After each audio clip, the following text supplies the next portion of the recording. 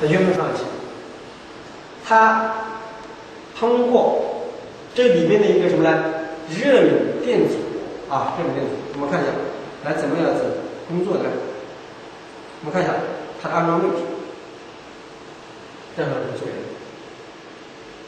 在节拉车的发动机后端，也就是变速器带焊之总泵，这边旁边可以看到，这个传感器是4线的，就是一个冷却液温度传感器啊，插头一拔掉，这个传感器只要一断路的话，风扇会转，你把压缩关闭它也转，为什么？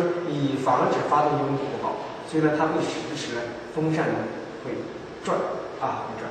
这个呢，就是它的安装位置。那么我们在实际过程中，假装前端坏了，哎，你得从哪儿？桑塔纳呢？他说呢，气缸盖的问题啊，它是不同的。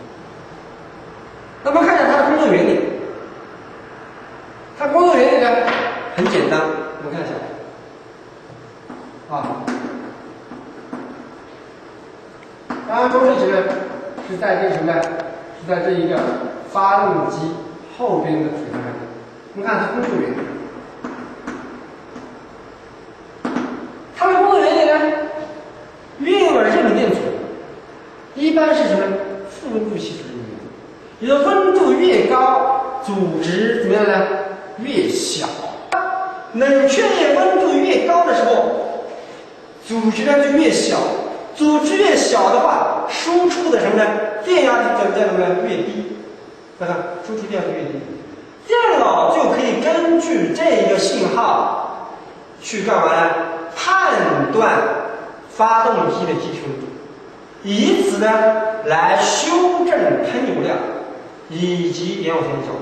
当然，什么的自动变气流呢？我们前面讲过了，它还很重要的。比方说温度过低的话，它会不容许你干嘛呢？进入高潮。本套视频有多位汽修专家经过几十年的时间，收集国内外全部汽车维修资料、视频及维修手册等，资料更新及时，是目前国内汽修知识最全、最新、排名第1的汽修资料网站。